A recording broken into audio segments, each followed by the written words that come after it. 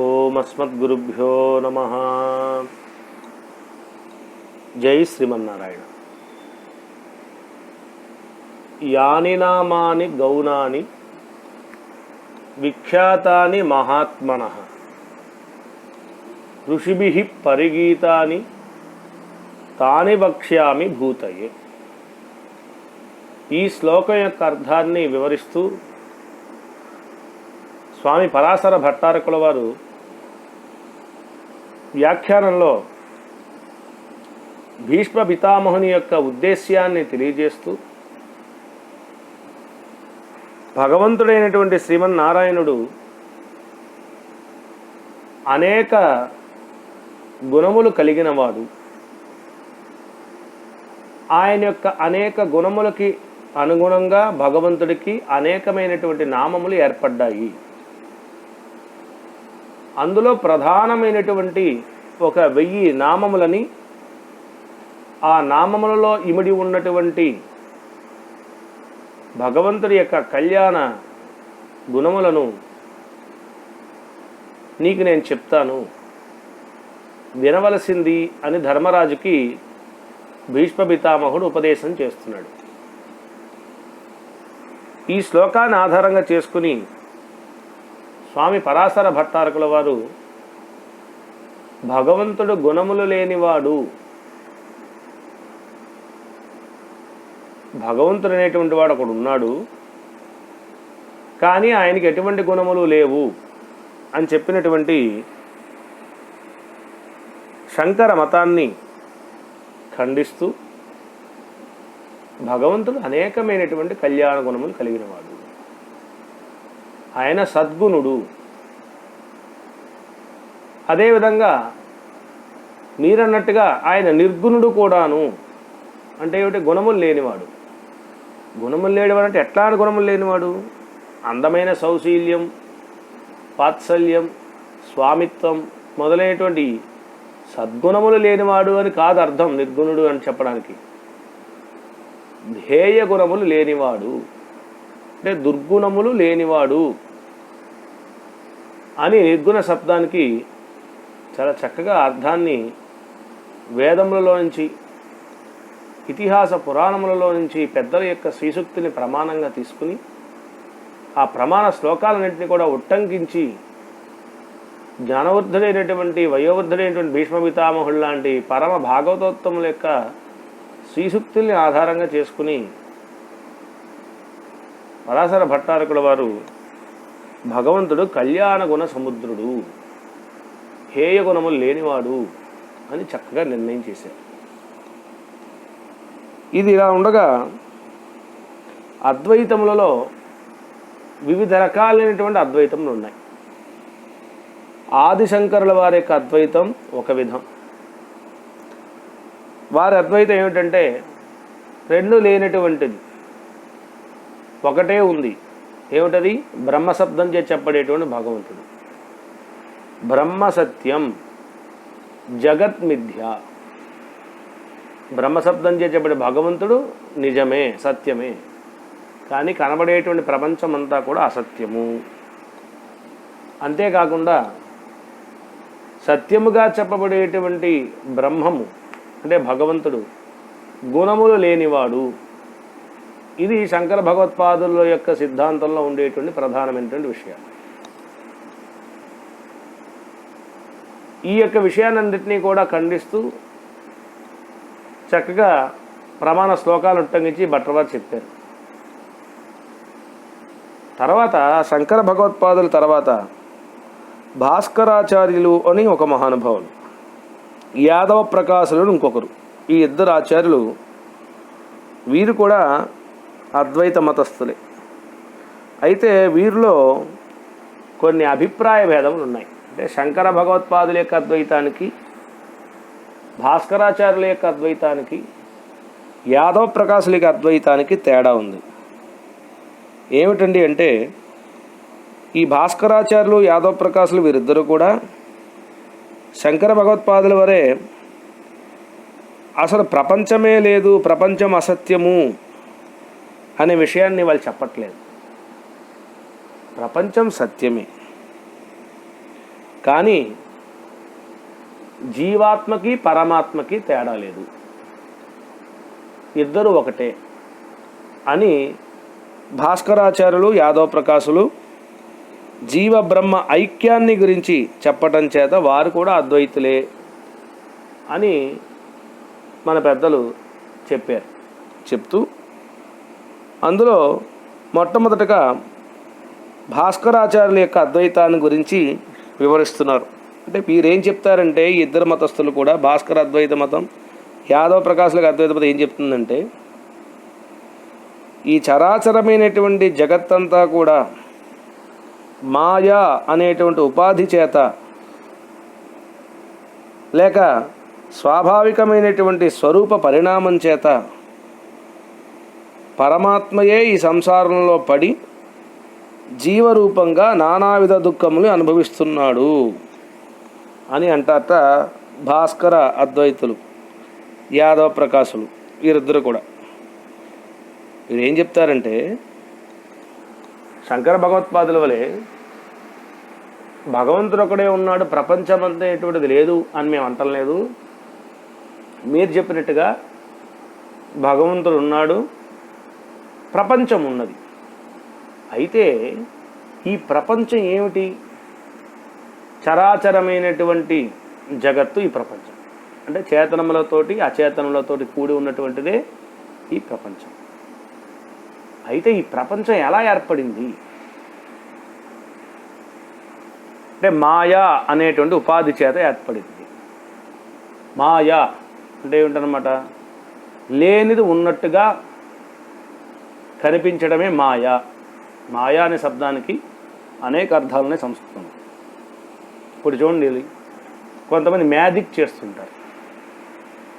ఒకసారి మా ఇంటికి ఒకడు వచ్చాడు.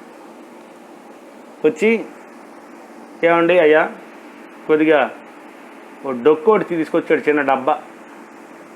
ఆ డబ్బా పైన మూత వేసేసింది. ఆ మూత పైన ఒక చిన్న కన్నం పెట్టాడు. కన్నం పెట్టి ఏమండి ధర్మం చేయండి అన్నాడు. వెంటనే నా దగ్గర చిల్లర లేదయ్యా అన్నా. వెంటనే అతను అన్నాడు కదా, మీరు చిల్లర లేకపోయినా పర్వాలేదండి, ఒకసారి ఈ డబ్బా మీద చెయ్యి ఉంచండి అన్నాడు. సరే ఎందుకయ్యా అన్న, ఉంచని చెప్తానన్నాడు. సరే చెయ్యి ఉంచాం.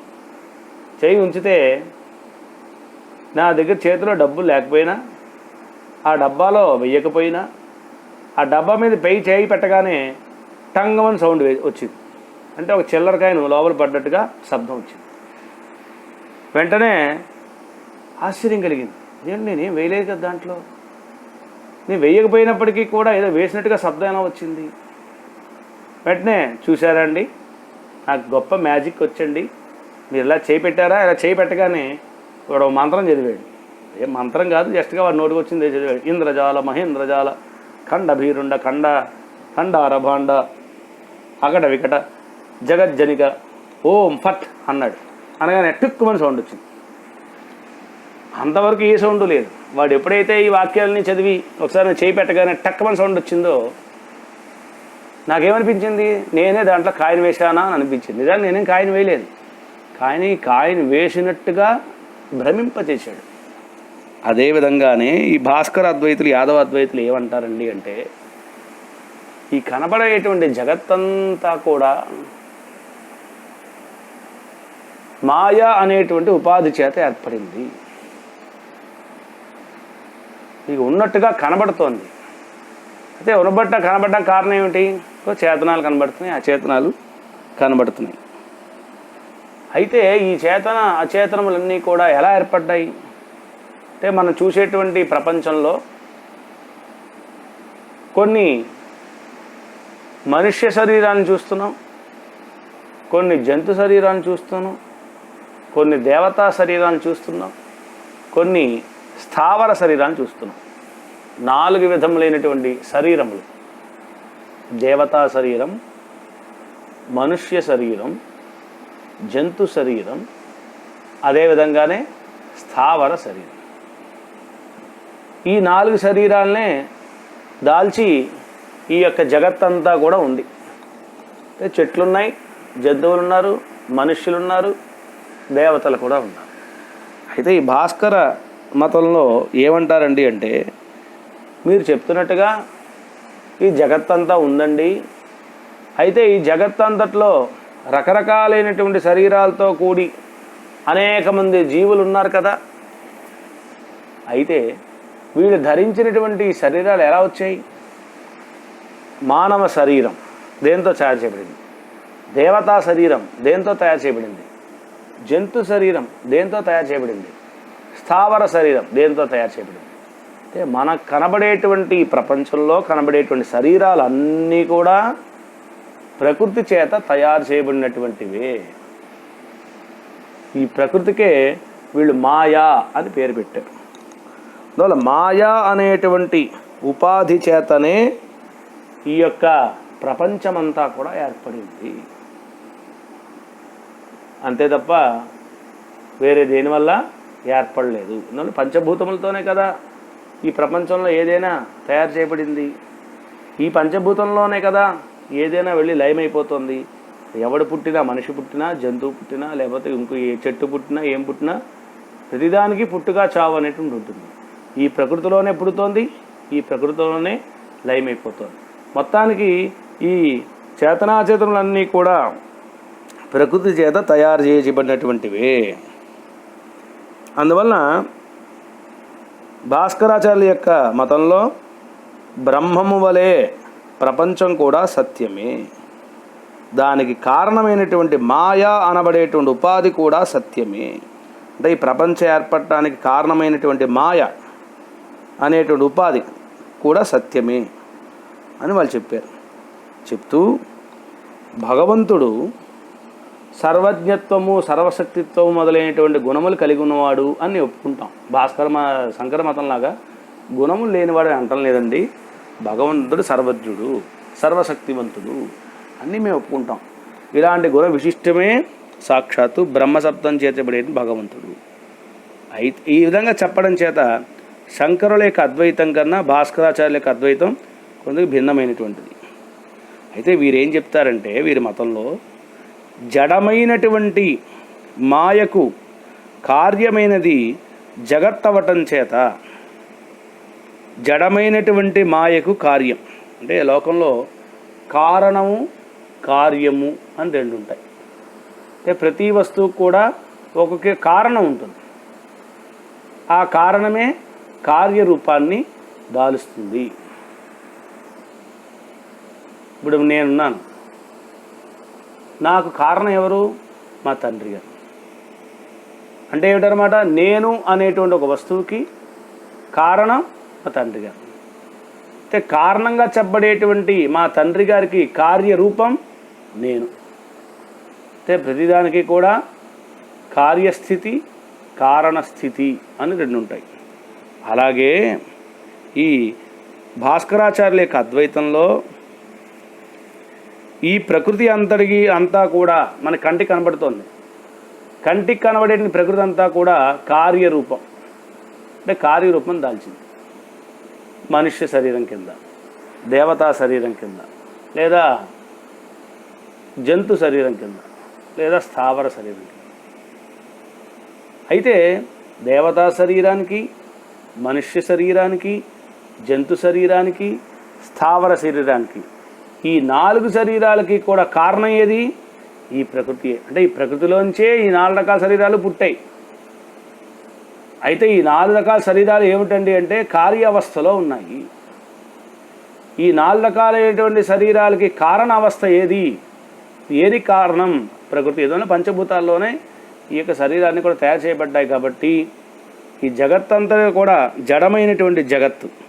ఈ జడమైనటువంటి జగత్తంతరికి కూడా కారణం ఏదండి అంటే సాక్షాత్తు మాయా అని చెప్పబడేటువంటి ఈ ప్రకృతియే కారణము. అందువలన వీరి మతంలో ఏం చెప్తారంటే, జడమైనటువంటి మాయకు కార్యమైనటువంటిది జగత్తవటం చేత ఉపాధి అనబడు జడ ప్రకృతికిని జ్ఞానస్వరూపుడైనటువంటి బ్రహ్మమునకి స్వాభావిక భేదం ఉన్నది. ఎందువల్లంటే బ్రహ్మ, భగవంతుడు అనేటువంటి వాడు జ్ఞానవంతుడు. ప్రకృతి అనేటువంటి దానికి జ్ఞానం ఉంటుందా? ప్రకృతి అనేటువంటిదా జ్ఞానం లేనటువంటిది. ఈ ప్రకృతి అంతా కూడా ఇప్పుడు మన శరీరం ఉంది, ఈ శరీరం అనేటువంటిది జడ, దీనికే జ్ఞానం ఉండదు. లోపల జీవుడు ఉంటేనే ఈ శరీరం పనిచేస్తుంది. లోపల జీవుడు కనుక బయటికి వెళ్ళిపోయాడు అనుకోండి, అప్పుడు కన్నున్నా, ముక్కున్నా, చెయ్యున్నా, నా కాలున్నా దానికి ఏమైనా జ్ఞానం ఉంటుందా? ఏమీ జ్ఞానం ఉండదు. అందువల్ల ఈ శరీరం అనేటువంటి జడ వస్తువు. ఏదో తయారు చేయబడింది, ప్రకృతి తయారు చేయబడింది. ప్రకృతి అనేటువంటిది కూడా జడ పదార్థం. అందువలన ప్రకృతి అని చెప్పబడేటువంటి జడ పదార్థం కంటే జ్ఞానవంతుడైనటువంటి భగవంతుడు వేరు. ఎలా వేరు? స్వాభావకం చేత వేరు, స్వభావం చేత. అంటే ప్రకృతికి జ్ఞానం ఉండదు, ఈ శరీరానికి జ్ఞానం ఉండదు. కారణం ఏమిటండి అంటే ఇది అచేతనం కాబట్టి. అచేతనం యొక్క స్వభావం ఏమిటి? జ్ఞానం లేకపోవటం. చేతన యొక్క స్వభావం, చైతన్యం కలిగి ఉన్నటువంటి వాడి యొక్క స్వభావం ఏమిటి? జ్ఞానం ఉండుట. భగవంతుడు అనేటువంటి వాడు బ్రహ్మశబ్దం చేసి చెప్పబడుతున్నాడు. ఆ భగవంతుడు సర్వజ్ఞుడు, అన్నీ తెలిసినటువంటి వాడు, జ్ఞానం కలిగిన వాడు. ఆయనకంట వేరైనటువంటి ఈ ప్రపంచమంతా కూడా ఎట్లాంటిది అంటే జడ పదార్థము. అందువలన జడ పదార్థంగా చెప్పబడేటువంటి ఈ జగత్తు దేని నుంచి పుట్టింది? మాయా అని చెప్పబడేటువంటి దాని నుంచి పుట్టింది. అందువలన ఈ జగత్తుకి ఉపాధి అంటే కారణం ఏది అంటే మాయా. ఎందువల్ల మాయా అని అంటున్నారు దాన్ని అంటే ఏమిటోనండి, దేవతా శరీరము ప్రకృతిలోంతే తయారు చేయబడుతుందట, జంతు శరీరము ప్రకృతిలోంతే తయారు చేయబడుతుందట, మానవ శరీరము ప్రకృతిలోంచే తయారు చేయబడుతుంది, అదేవిధంగా చెట్టు శరీరము ప్రకృతి నుంచే తయారు చేయబడుతుంది. ఎంత ఆశ్చర్యంగా ఉందండి! ఒకే వస్తువు నుంచి వివిధ రకాలైనటువంటి శరీరాలు పుడుతున్నాయే, ఎంత ఆశ్చర్యంగా ఉంది, ఎంత మాయగా ఉంది. ఇందాక నేను చెప్పినట్టుగా ఏం వేయకపోయినప్పటికీ చెయ్యిలా పెట్టగానే టక్కమని సౌండ్ వచ్చి ఆశ్చర్యపరిచినట్టుగానే ఈ ప్రకృతిలో కూడా ఎన్ని ఆశ్చర్యాలు ఉన్నాయి. ఇలా పగలవుతోంది, ఇలా రాత్రి అవుతుంది. ఇలా వర్షాకాలం ఎండ వస్తే ఎండాకాలంలో ఎండలు మండిపోతున్నాయి, వర్షాకాలంలో వర్షాలు కురిసేస్తున్నాయి, చలికాలం వచ్చి చలి వేసేస్తుంది. కానీ ఇది ఎక్కడైనా ఆగుతోందా? ఎవడు పుట్టినా, ఎవడు చచ్చినా, ఎవడు ఉన్నా, ఎవడు లేకపోయినా కాలం మాత్రం ఏమీ ఆగట్లేదు, గిర్రమని తిరిగిపోతుంది. అదేవిధంగా సత్వగుణం, రజోగుణం, తమోగుణం. సూర్యోదయం అయితే రజోగుణం, సూర్యాస్తమయం అయితే తమోగుణం, తెల్లవారితే సత్వగుణం. ఈ తెల్లవారుజామున రామ్యం సత్వగుణం, ఇక సత్వగుణం, రజోగుణం, తమోగుణం కంటిన్యూస్గా అవి తిరుగుతూనే ఉన్నాయి. దాని తగ్గట్టుగా మనుషులు కూడా ప్రవర్తిస్తూనే ఉన్నారు. ఎంత ఆశ్చర్యంగా ఉంది! అందువల్ల ఈ ప్రకృతి అనేటువంటిది మాయ అనేటువంటి లక్షణం కలిగి ఉన్నటువంటిది. అసలు మాయ అనేటువంటి ఉపాధి చేత ఏర్పడినటువంటి జగత్తంతా కూడా జడమైనటువంటిది, దానికి జ్ఞానం లేదు. కానీ భగవంతుడో జ్ఞానం కలిగి ఉన్నటువంటి వాడు. అందువల్ల జడ ప్రకృతికి జ్ఞానస్వరూపుడైనటువంటి బ్రహ్మానికి అంటే పరమాత్మకి స్వభావ సిద్ధంగా ఉండేటువంటి భేదం ఉన్నది, స్వరూప సిద్ధంగా భేదం లేదు. అంటే స్వభావంలో భేదం. ఏమిటి స్వభావంలో భేదం? ఈ ప్రకృతికి జ్ఞానం లేదు, జ్ఞానశూన్యమైనటువంటిది ప్రకృతి. భగవంతుడి యొక్క స్వభావం జ్ఞానవంతుడు, జ్ఞానం కలిగి ఉండుట పరమాత్మ యొక్క స్వభావము అని జగత్తుని ఒప్పుకుంటున్నారు వీళ్ళు, భగవంతుని ఒప్పుకుంటున్నారు. ఎలా ఒప్పుకుంటున్నారు? స్వభావం చేత ఒప్పుకుంటున్నారు. భగవంతుడు జ్ఞానం కలిగిన వాడు, ఈ జగత్ అనేటువంటి జ్ఞానం లేనటువంటిది అని అక్కడ వరకు ఒప్పుకున్నారు. ఒప్పుకుని భగవంతుడు గుణములు కలిగిన వాడని చెప్పి, అయితే పరమాత్మకి జీవాత్మకి అంటే భగవంతుడికి జీవాత్మకి మాత్రం తేడా లేదు, రెండు ఒకటే. అందువల్ల జీవాత్మ జ్ఞానవంతుడే, భగవంతుడు జ్ఞానవంతుడే. అందువల్ల జీవాత్మకి పరమాత్మకి తేడా లేదు, రెండు ఒకటే అని భాస్కర ఆచార్యుల యొక్క మతం. కానీ పరమాత్మకి ప్రపంచానికి మాత్రం తేడా అనేటువంటిది ఉంది. ప్రపంచం అనేటువంటిది జడమైనటువంటిది, పరమాత్మ అయినటువంటి జడమైన వాడు కాదు, మంచి జ్ఞానం కలిగిన వాడు, సర్వశక్తివంతుడు, గుణములు కలిగి ఉన్నటువంటి వాడు అని భాస్కర మతం యొక్క సిద్ధాంతాన్ని తెలియజేశారు. అయితే మరి జీవాత్మకి పరమాత్మకి తేడా లేదా? ఇద్దరు ఒకటేనా? ఎలా అయ్యారండి? ఎలా అయ్యారా? భగవంతుడు అనేటువంటి వాడే ఈ విశ్వమంతా వ్యాపించున్నాడు. విశ్వవ్యాపి భగవంతుడు. ఆ విశ్వవ్యాపిగా ఉండేటువంటి ఆ పరమాత్మయే, సర్వజ్ఞుడిగా సర్వశక్తిగా వంతుడిగా ఉండే ఆ పరమాత్మయే కార్యరూపాన్ని దాల్చి తానే అనేకమైనటువంటి రూపములతో మారుతున్నాడు. అంటే ప్రకృతి కార్యంగా చెప్పబడేటి ఇప్పుడు ప్రకృతి యొక్క కార్యరూపమే కదా ఈ చరాచరమైన జగత్తంతా కూడా. ప్రకృతి కనుక కార్యరూపాన్ని దాల్చలేదనుకోండి, అప్పుడు జగత్తంతా కూడా ఒక ముద్దలా ఉంటుంది. ఎవడు మనిషో, ఎవడి దేవతో, ఎవడి జంతువో, ఎవడి చెట్టు పుట్ట ఏమీ లేదండి. ప్రళయకాలం ఏముంది? అంతా జలమయం. జలమయంగా ఉన్నప్పుడు ఎవడు దేవత, ఎవడు మనిషి, ఎవడు జంతువు, ఎవడు చెట్టు, ఎవడు పుట్ట, ఏది రాయి తెలుస్తుందా? ఏం తెలియదు. కారణ అవస్థలో దేన్ని మనం వేరు చేసి చెప్పలేం. కార్య అవస్థలోనే మనం వేరు చేసి చెప్పాలి. సృష్టి అంటే ఏమిటి, ప్రళయం అంటే ఏమిటి? మన సంప్రదాయం సృష్టి అంటే సూక్ష్మ అవస్థలో ఉన్నటువంటి చరాచరమైనటువంటి జగత్తంతా కూడా స్థూల అవస్థలోకి మారటం. అంటే కంటికి కనబడేటువంటి రూపముతోటి, కంటికి కనబడేటువంటి స్వభావములతోటి మారటమే సృష్టి మన సంప్రదాయంలో. ప్రళయం అంటే కంటికి కనబడేటువంటి రకరకాల రూపములతోటి, రకరకాల గుణములతో ఉండేటువంటి అనేక రకములైనటువంటి చేతనాచేతనలన్నీ కూడా నామరూపాలు లేకుండా కలిసిపోయి ఒక ముద్ద కింద అయిపోవడమే ప్రళయం. అంటే నామరూప భేదం లేకుండా ఉండడమే ప్రళయం, నామరూప భేదములతో ఉండడమే సృష్టి. ఇది మన సిద్ధాంతం. అయితే ఈ భాస్కర మతం వారు ఏం చెప్తారంటే, ప్రకృతి యొక్క కార్యరూపమే ఈ చరాచరమైనటువంటి జగత్తు. అందువల్ల ప్రకృతి యొక్క కార్యరూపంగా చెప్పబడేటువంటి శరీరము, ఇంద్రియము మొదలైనటువంటి ఉపాధి భేదం చేతనే అఖండ బ్రహ్మమే పరిచ్ఛేదములను పొంది నానా జీవరూపములుగా భాషిస్తోంది. భగవంతుడు అనేటువంటి వాడే అనేక శరీరాల్ని, అనేక ఇంద్రియాల్ని తాను ధరించి, నువ్వు దేవతా శరీరం మనుష్య శరీరానికి తేడా ఉంది కదా, మనుష్య శరీరానికి జంతు శరీరానికి తేడా ఉంది కదా, జంతు శరీరానికి చెట్టు పుట్టు అనే స్థావ శరీరానికి తేడా ఉంది కదా. అందువల్ల వీళ్ళు ఏమంటారంటే, భగవంతుడిగా ఉండేటువంటి వాడే అనేక విధమైన శరీరములను తాను దాల్చి ఉపాధి భేదం చేత అఖండ బ్రహ్మము అంటే భగవంతుడే అనేక రకాల రూపాలను పొంది తాను నానా విధమైన జీవరూపములుగా భాషిస్తున్నాడు.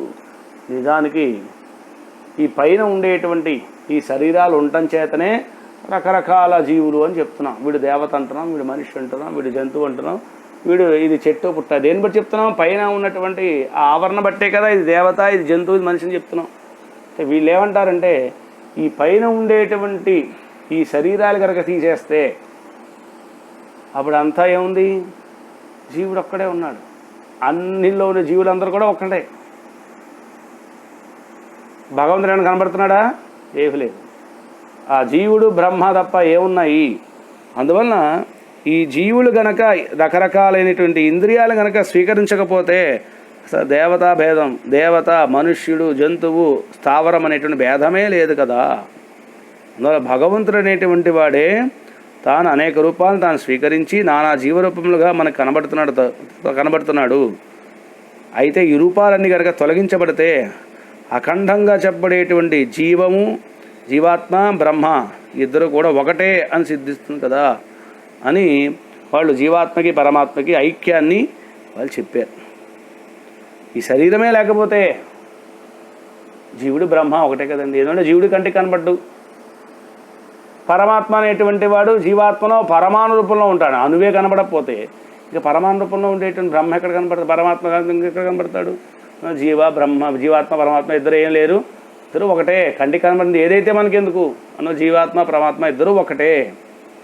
పైన ధరించే శరీరాన్ని బట్టి ఏదో తేడాలు చెప్తున్నాను తప్ప ఈ శరీరాలే కనుక తీసేస్తే ఈ శరీరంతో మన లెక్కే ఉంది. ఈ శరీరములన్నీ కూడా అసలు జడమైనటువంటి పదార్థములు కదా, ప్రకృతి తయారు చేయబడినటువంటివి కదా. శరీరానికి జ్ఞానం ఉండదు కదా.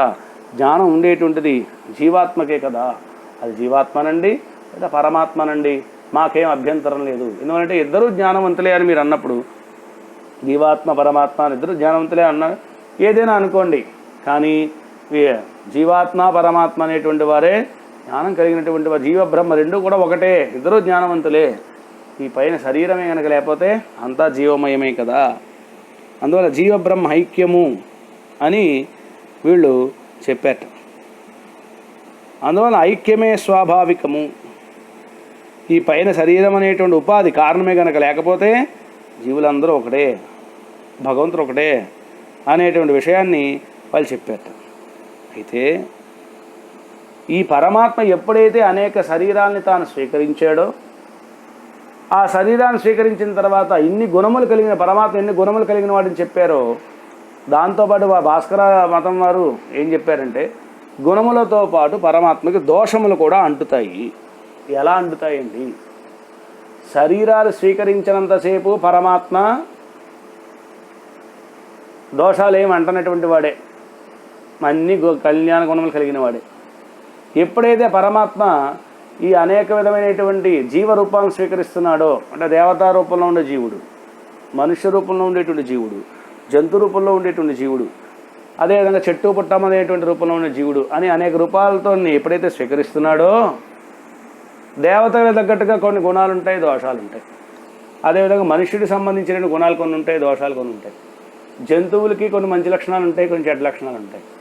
అదేవిధంగానే చెట్టు పుట్టం అనేటువంటి వాటిలో కూడా కొన్ని మంచి ఉంటాయి, కొన్ని చెడు ఉంటాయి.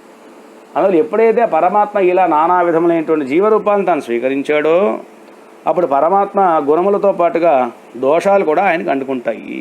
కారణం ఆయన స్వీకరించినటువంటి శరీరము చేత. అయితే ఈ శరీరాలు కనుక తీసేస్తే మరి పరమాత్మ చక్కగా గుణములు కలిగిన వాడు అయిపోతాడు, దోషాలు కాస్త తొలగిపోతాయి అని వాళ్ళు పరమాత్మ గుణములతో పాటు దోషములు కూడా ఉంటాయి అని ఒప్పుకున్నారు. అదే పరాశర భట్ల వారు చెప్పారు, గుణములతో పాటు దోషాలు కూడా ఉండవేంటయా, భగవంతుడు అనేటువంటి వాడు పరమ పవిత్రమైనటువంటి వాడు అని చెప్తూ ఉంటే మనకి వేదాలు అవన్నీ కూడా ఆయనకు దోషాలు వచ్చాయని చెప్తున్నాడు. పవిత్రం మంగళం పరం, పరమ పవిత్రమైనటువంటి వాడు, గొప్ప మంగళకరుడైనటువంటి వాడు సాక్షాత్ పరమాత్మ, సాటి లేని పవిత్రతను కలిగిన వాడు. పవిత్రానాం పవిత్రం యో మంగళానాంచ మంగళం దైవతం దేవతానాంచ అని చక్కగా పవిత్రములన్నింటిలోనూ కూడా సాటి లేని పవిత్రతను కలిగినటువంటి వాడు భగవంతుడు అని చెప్తుంటే, గుణములతో పాటు దోషాలు కూడా ఉంటాయి అంటే ఇంకా ఆయన పవిత్రత ఏం కాస్త ఏం పోయింది, ఎక్కడ పోయింది? అందువల్ల మీరు చెప్పినటువంటి విషయాన్ని మేము ఒప్పుకోము. పరమాత్మ గుణములు మాత్రమే ఉంటాయి తప్ప దోషాలు అనేటువంటివి ఉండవు అని వారి మతాన్ని కాస్త ఖండిస్తారట పరాశర భట్టారకుడు వారు. ఆ తర్వాత యాదవ ప్రకాశుల యొక్క అద్వైత మతం, ఆ యాదవ ప్రకాశుల అద్వైత మతం యొక్క సారాంశం ఏమిటి, ఆ మతాన్ని ఎలా ఖండించారనేటువంటి దాన్ని రేపటి రోజు కాలక్షేపంలో మనం తెలుసుకుందాం. జై శ్రీమన్నారాయణ.